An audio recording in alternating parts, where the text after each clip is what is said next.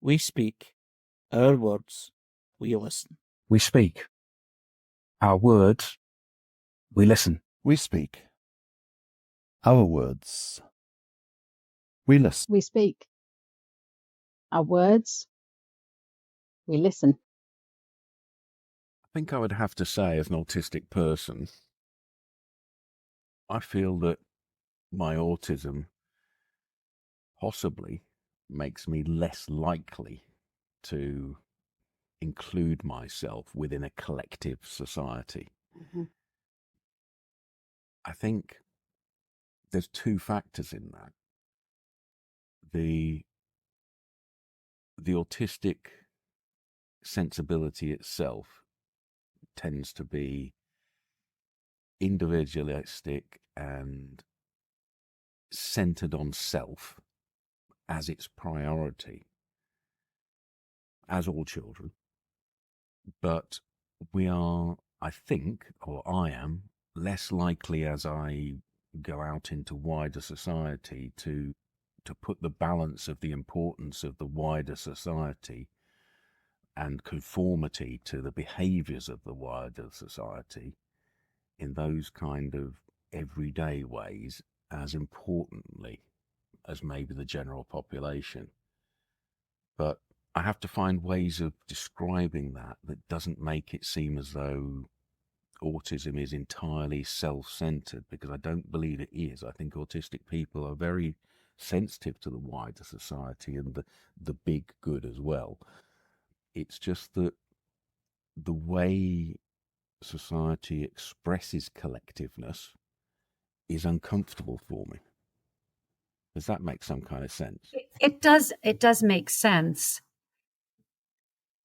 And I'm going to add to that, you as an adult are now able to reflect on that. But for parents, particularly here in Japan, they take on the burden of the fitting in. And so for parents, the feeling is maybe quite different. I think I'd like to start our conversation there, Colette, if that's okay. We have yourself as an expert or somebody who speaks very clearly about floor time. And we're introducing to the conversation somebody who's spoken to us before, Virginia. Virginia is somebody who's had experience personally with her own son in her own family, and also professionally building ABA principles or behaviourist principles into a school setting with, different experiences of that over time. I think the two of you together have all kinds of shared experiences looking at the way children are educated. Colette, you're in Japan, and you were describing to me a sense of community that has a certain name in Japan. Could you go through that again for me? I've been here on and off for about 2.5 years as we build up a school, neurodiversity school in Tokyo. We have been gaining an understanding of and learning to support in our parents is a concept called meiwaku. Meiwaku is a very traditional Japanese concept which supports families in trying not to cause a difficulty for others. So not to cause them bother, not to be too noisy or cause a disturbance on the trains or anything that can take away from another person's experiencing of the world. And now we have to pair that with the idea that children with neurodiversities, they don't really understand all the time about societal rules and what the social mores are within their culture. And so for many of the parents here, it's difficult to go out to dinner or to the park or to the mall because their child doesn't always act the way that other children do. They stand out and they are different, and families are afraid to cause other people a bother. We support our families in understanding Our bigger goal is to understand the population and the communities that these families live in and support the community understanding what individual differences are so that families can go anywhere that they would like to go and feel comfortable. Well, that's fascinating. It seems to me like it's a large scale version of the challenge that we all face, those of us who are neurodivergent or who have a neurodivergent family member, is what degree of negotiation and compromise can be not only achievable, but is sort of morally right. We have the social model of disability that says actually it's all about the environment and the society that's oppressing an individual who has differences. And it links to floor time. I heard your podcast, it's a framework more than an intervention. Floor time or ABA or any of the other approaches to enabling a young person who's neurodivergent to thrive is this compromise. To what extent do we require them to fit in with the environment, and we require the environment to adapt? I think it has to be a bit of both. Like my son, it's not in his interest to be naked when he's outside because it will make him feel vulnerable. His choice is still to be naked. That's what he would prefer, an indoor. In his bathroom and his bedroom, that's lovely. When he's in a communal area where others come, he has learned that he needs to get dressed. Now, that's just a very simple example of, I think, the challenge that it sounds to me like you're describing in your work in Japan. I think you actually, Virginia, really brought it to a beautiful spot. Your son learned where he could be naked and where he couldn't. That's the piece that we get to do as floor timers to support an individual, to know the wheres, to know the whys, to know the hows, as we support them developmentally to understand their environment. And again, the rules, the mores, the social requirements to live within that environment peacefully and in a good relationship with their neighbors, their fellow countrymen and community people. I think people listening are coming from an autistic angle, listening to two adult parents. For us as autistic individuals, how you approach that fitting in is really the key. The advocates who have spoken about ABA in a negative fashion have described an enforcement of a norm that they're uncomfortable with. I'm wondering to myself, are both floor time and behaviourist practices inevitably going to be some kind of restrictive training regime to just enable our children to be in society? As a floor timer, I can say no to floor time. We don't train anyone for any skill or any behavior. What we do is support development. What came to mind, Jules, as you were talking, was a phrase that we hear quite frequently when parents come to pick up their children. And that's the phrase, "I'm sorry. I'm sorry that my child didn't eat their lunch. I'm sorry that my child threw the paint across the room. I'm sorry that my child hit somebody." I think if we can support the community at large to understand that that's development, we all do those things as we're going through development. I think if we can support the wider community, then the fitting in piece will be easier for our autistic individuals. So that's where I think we can do some of our floor time work, is not with the individual themselves, but with the community. And if I could, to develop that really, my feeling is that a lot of the ability of the individual to develop will vary according to individuals. And I suppose that I have two concerns. And one doesn't sound like I'm an ABA person at all, is that I have heard autistic self-advocates say, we reject this idea that there is a standard developmental path.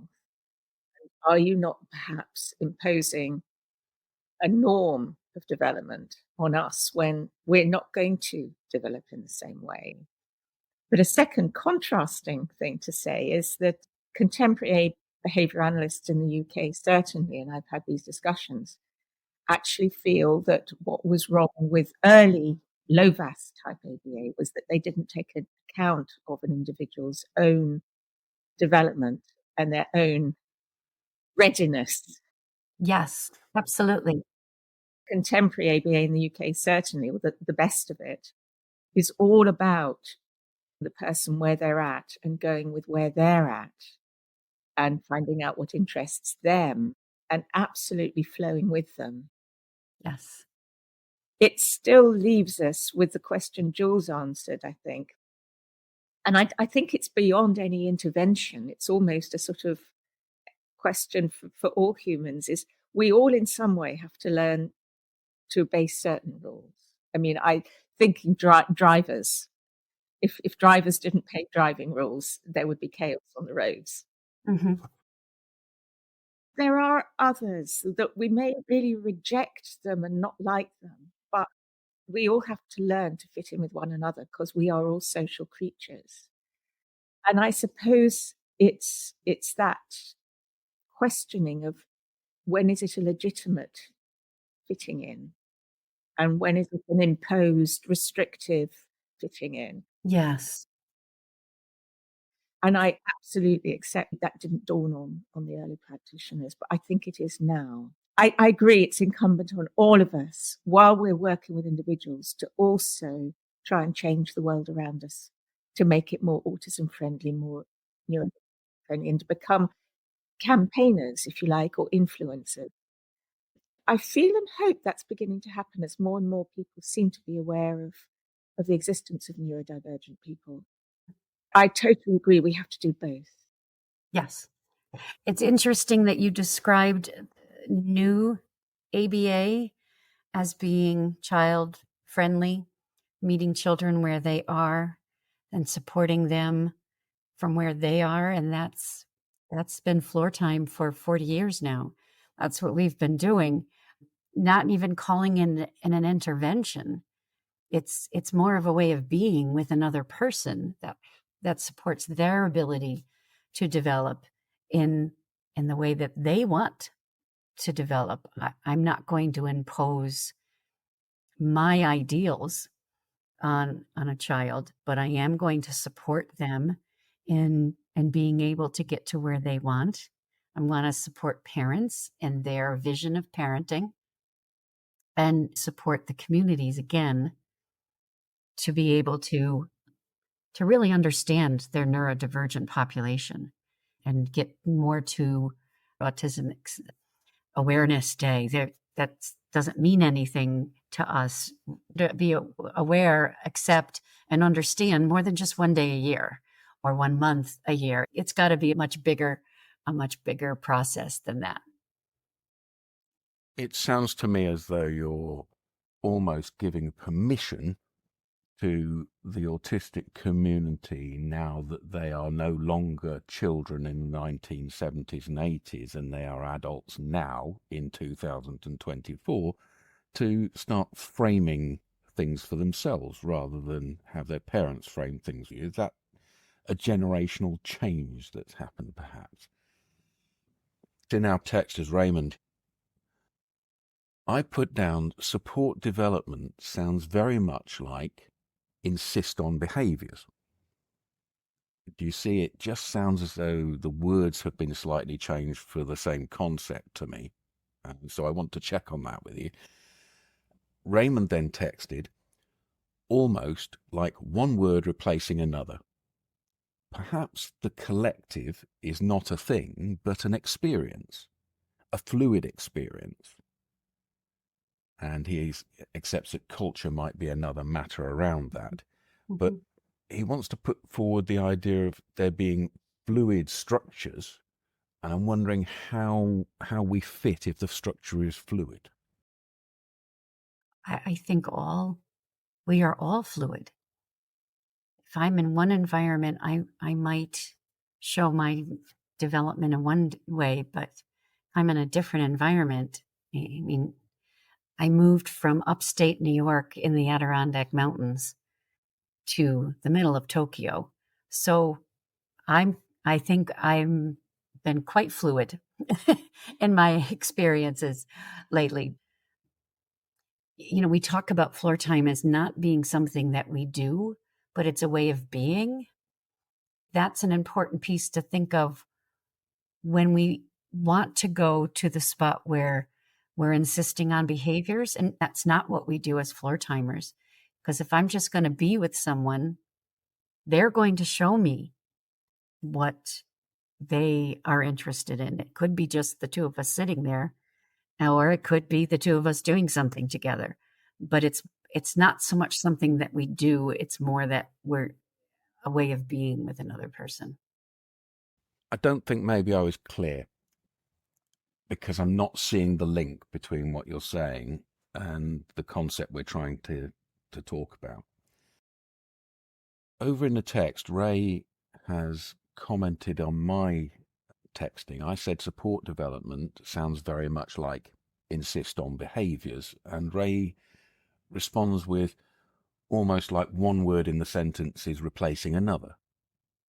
Puts forward the idea that perhaps the collective is not a thing, a fixed idea of society, but a fluid experience, which means that the thing that we're trying to conform to is constantly changing. Mm-hmm. And perhaps we have to have some mindfulness about the fluidity of individuals within that. And I notice you talked about your own experience as an adult, which is very different from an early child, because you have much more autonomy. Absolutely. But our little ones, our younger children, we want to support them to get to the point where they have the autonomy. And if they don't have enough experiences of autonomy, like making their own decisions, deciding what they want to play with, what activities that they want to do, what books they want to read, where is that practice going to come from as far as learning to be autonomous? Can I come in here with a couple of reflections? I think what's crucial here is the age of the people we're trying to help. And also, in my case, my son's what they called global developmental delay, which some people call intellectual disability, others called learning disability. And there was a sense that without building certain, and I would call it an intervention because it felt like drawing his attention to the wider world. I think that's what I would call it. It's enabling him, encouraging him to suddenly realize through relationship, this is absolutely where you and I are as one on this. Danny had two young ABA tutors who came into our home and gave him a lovely time, an absolutely lovely time. And they built relationship. And for me as his mum, and I've written about this in my book, it was like he was suddenly thinking, so this is what it's all about. Yes. He was very much attached to his mum and his dad and wanted lots of cuddles. But we didn't have the understanding. And we had gone through a sort of speech therapy-led intervention that was, it sounds quite similar, sort of following his lead a lot, but he seemed still utterly uninterested. It's like Mum and Dad, that's not what you're there for. You're not there for this. Whereas my children are. And suddenly the relationship really meant something. So he was motivated to respond. But because of his learning disability, I think we weren't sure that he would organically acquire some learning in enough areas that wouldn't hold him back long term. And he's still profoundly learning disabled. He's glorious and he's lovely. But for us, that intervention helped sort of speed up his awareness of how to learn or how to be taught. And it was a far cry from wanting him to be distinguishable from his peers or just do rote learning. But I think what we share is this belief that relationship is key. Absolutely. But I think different individuals might be motivated in different ways based on maybe the relationship they have with the person they're with. Does that make any sense at all? It absolutely does. And I'm also thinking about the individual's understanding of what a relationship is. Relationships for learning, we know that all learning happens in the context of a relationship. So the relationship for learning, it needs to be in a relationship that the individual feels good with, feels comfortable with, feels safe with. It sounds like your two therapists, they took the time to develop a relationship for learning. And that doesn't always happen, that a therapist or an educator will take that time to develop I call them the ooey gooey relationships, the ones where we have this really great shared experience together. We're both having a good time. And that's the relationships you want to go back to. Those are the relationships where learning happens just because, and not because someone told you that it needed to happen. Yep, I completely agree with that. I mean, one thing I've learned is that almost whatever you do with someone, if the relationship is good, then other things will unfold well. Yes, absolutely. And I think that's maybe where the sort of almost warfare between different so-called approaches needs to become a bit more sort of treaty orientated, or we need to make peace. That I think what we all have in common, because we have there's another thing, RDI, Relationship Development Intervention, registered trademark. In the UK, we've had PACT, the Preschool Autism Communication Trial. And I think I would almost bet money that if a study could somehow look at the quality of the relationship rather than the method, you might find a common denominator for what a positive outcome, whatever a positive outcome actually is. And it's certainly not being less autistic. But I suspect the relationship is probably the key thing, and it links to the motivation. But Absolutely. if I look at what Raymond's saying, because this is all so interesting, are there spaces in mainstream culture for those who develop in their own non-normative ways? Oh, let's hope so. Let's hope so. And related process as opposed to a relationship as a norm of behavior, yes. I mean, the process sounds fluid to me, if that's the fluidity that Raymond was referring to before. Okay. Absolutely. It is more of a process. When it's skill-based learning, we teach that skill without the understanding of how did we learn that. And I think if we go to the process, I think it's much easier to learn. But I want to go back to the culture piece that Raymond mentioned, which I think is a huge piece of what the autistic community deals with on a daily basis. What's acceptable in some cultures is different than in other cultures, and different in third cultures. I'm really thinking about how can I support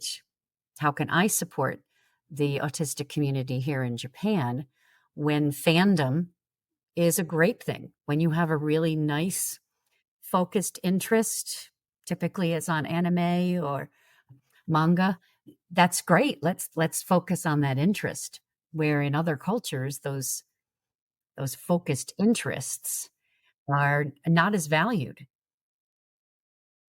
How can we support our autistic community if we're not willing to enjoy what somebody else enjoys? I wonder if gradual familiarity, gradual visibility, slow, gently way of enabling a fluid culture to adapt to neurodivergence and vice versa. My son was little, I used to take him to a local cafe. And as he got older and his physical health problems became really quite severe, and he would occasionally suddenly scream and hit himself or try and hit me in pain. It wasn't classic autistic behavior as some of the doctors tried to palm me off with. But because Danny had been in that cafe over many years, the other customers, some of them knew him. And at one point when he screamed and tried to hit me, I just said to the assembled customers, "I'm so sorry." And one of the customers said, "You must never apologize for your child." She said, "Danny can do no wrong." Oh, I love that. Please thank that customer for me. And I'd never done any autism awareness training on her. I'd never told her about the social model of disability. She had just got to be familiar with Danny and began to understand that he was different and that he had needs, but that she was fond of him. And I think that was an organic way of working with a child, but also working with the wider environment. And as far as possible, the families you're working with, they're Meikwaku, is it? Meikwaku, that's it. Meikwaku. You know, what I would suggest for them, and this is about going into the wider world, is being brave and just thinking, we'll just do this bit by bit. We'll do it very, very slowly, but we will hope that other people will gradually come to see that we're not threatening. But it's hard. It's really hard. The word that you used, brave, have you used that for yourself lately? No, but I think I look back and I was aware that I had to undo my own conditioning. My parents said, "You must never make a scene. You must never draw attention to yourself." And of course, being out with Danny, we were permanently drawing attention to us. But I just thought, I love Danny so much and he's fine. And I must undo my conditioning. And that was brave. Thank you. Not half as brave as Danny's been in his life. But we just have to sometimes take a leap of faith. But I think we shouldn't blame people for being frightened. That's parents. But also parents need to remember that what our children go through will require more courage than we've got, and we have to respect them. I want to take us back to something I've written in the text, and it's about the relationship between the value of the practitioner as a person in their whole rounded self with all of their skills that they bring to it, not just their own training, and the training itself. It seems to me that both of you are describing the importance of the personal way above the doctrine of the therapy or the support behind it. Absolutely. We're both shaking our head, Virginia. More agreement on this. In radio, it's better if you speak. Perhaps turning your cameras off will stop you communicating secretly with each other. It goes back to this thing of believing in the individual, doesn't it? And I've known ABA therapists who seemed fairly impersonal, and they made absolutely no progress getting through to Danny. They were old school. And I've known ABA therapists who clearly really enjoy being with him and almost instinctively light him up so that he actually wants to be with them and they with him. Person-centred is the phrase that is used a lot in the UK, both in adult and in childcare. I feel that has to be the core of everything, really. If that echoes what you were suggesting, Jules. If I could add one word to that, I would add family-centered. Yeah. Because an individual is part of a family. And would you then go along if different families within their different cultures find some things more tolerable or intolerable than others? Is there a need, for the sake of the child's relationship with their family, to guide the child to make certain adaptations in one family that you wouldn't guide a child in another family? Similar adaptations. Absolutely. Yes. Not if the child disagrees. I mean, that can't think anything worse than being a child seeing another child allowed something that you're not getting, and anything more of a cause to behave in a way that tries to force that to be dealt with. Yeah, that's the crux, isn't it? And it's a sense of justice or injustice as well that it lies at the heart of that. And that is that why we have to decide what priorities we have in terms of family and individual? Because Maurice. To condition knowledge and the science of things like sensitivities can of itself define things that are priorities because their immediate well-being. And so the one that's the biggie for me, clothes choices and freedom in those. And you could have either conservative families or the school institution that wants to fit everyone into the same box, and both of those are going to collide with. But behavioural outcome to be oppressively realist towards the status quo and adapt to it is colliding with the comfort that can very physically hurt. So it's not surprising that's led to old school failures to flow with the individual. I love, Maurice, that you brought up the idea of clothing. I think that's one of the more personal things that we get to do for ourselves, that we can pick out our own clothing is something that, as we become a big kid, we're allowed that privilege. I love that you brought up the idea of the conforming to the clothing that is a requirement, and how we can support individuals to develop that sense of agency, maybe by adapting or developing processes where we can understand when someone can't wear the blazer or the tie or the black shoes that are required by a school. Yeah. I was billed by Jules as someone who's involved in setting up a school that used ABA. There was no school uniform, quite deliberately. And with Danny, he will choose his clothes, and he will often, as a neurotypical onlooker will say, they're back to front and inside out. And he's put them on, and that's fine indoors. But this is where I think there's sort of ethical questions. If he went out into community wearing inside out, back to front clothes, would he be vulnerable to ridicule, stigmatizing, etc., that I can protect him from by just gently encouraging him to reverse them and put them on in the way that most of the rest of us would wear them? I think any parent and any sensible adult, be they an ABA therapist or not, would attune to the fact that he is sensitive. He's got a hoodie that he never wants to wear because it's sensorily unpleasant for him. So we don't make him wear it.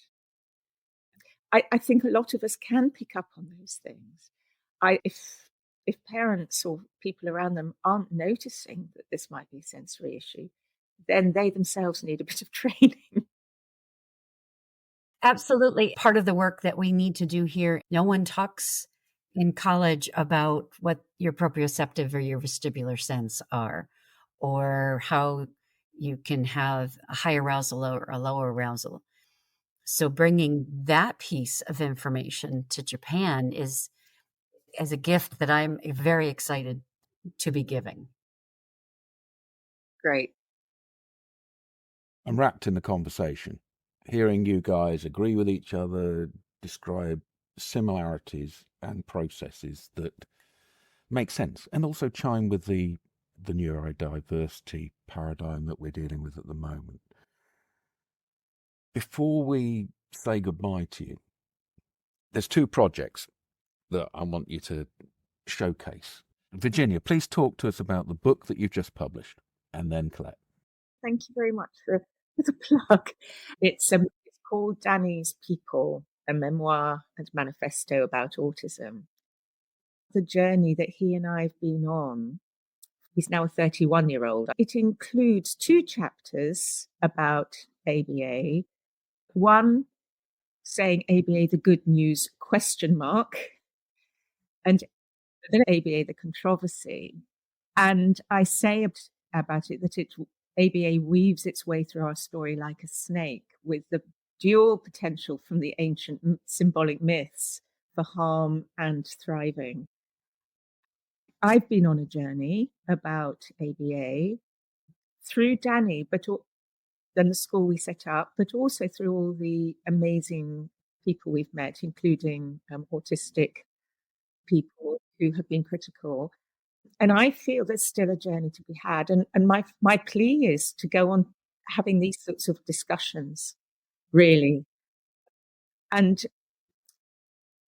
what worries me about the disputes is that we end up talking about what are possibly nuances in the wider world when autistic people are being abused, sent into awful institutions, being surrounded, like 4-to-1, restrained by people who know nothing about autism and who don't know the first thing about things like sensory sensitivities and building relationships. And what worries me is that if we're too busy carving out our own little niche, intervention versus intervention, these wider, massive social deficiencies and lack of funding, certainly in the UK, we're not doing a service to the bigger picture, to the bigger prevailing needs.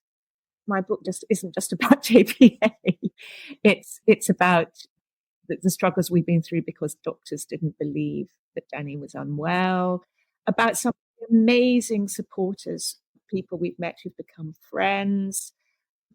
And Danny has the last word, although he's nonverbal. Colette. I love that you talked about the book as being a journey, because as a floor timer, that's what we always talk about is the journey that we're on to gain that understanding of neurodiversity, of the autistic community and what their needs are. I've taken my show on the road, as they say.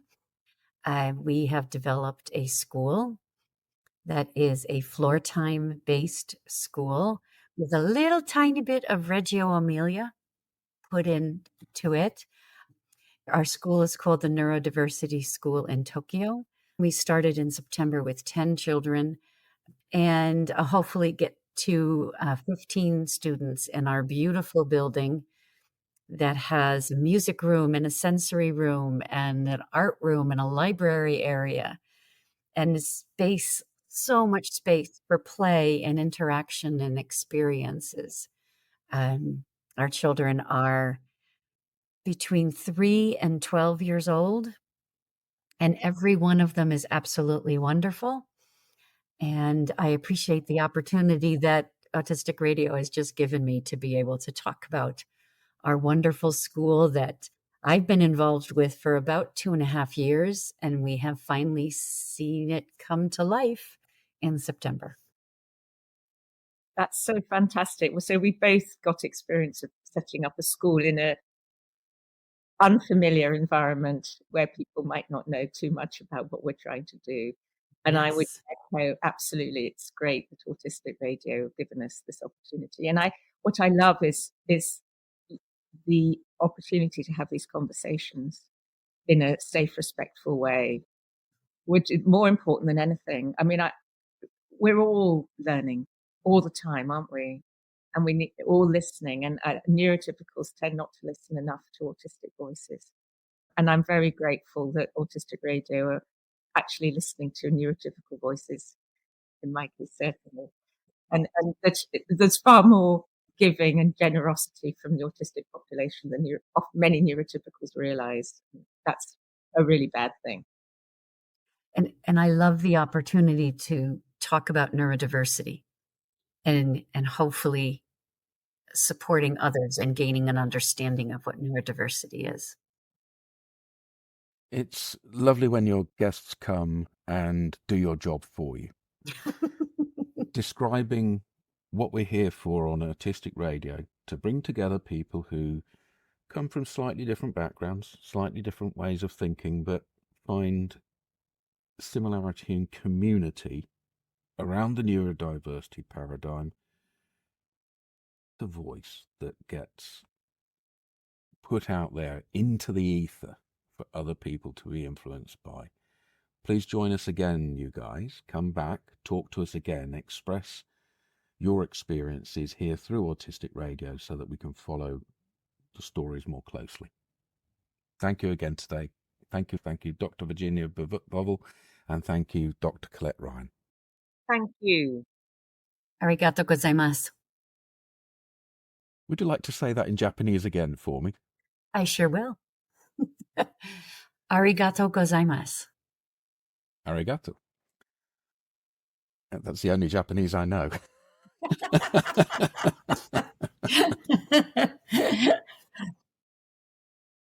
Autistic Radio is personal and it's informal, which means that those taking part speak only for themselves. If they mention an organisation that they work for or they're a member of, they're not speaking on behalf of that organisation. We shouldn't take any implication from that. It's also the case that people's opinions change over time. So while this recording is there forever, people change.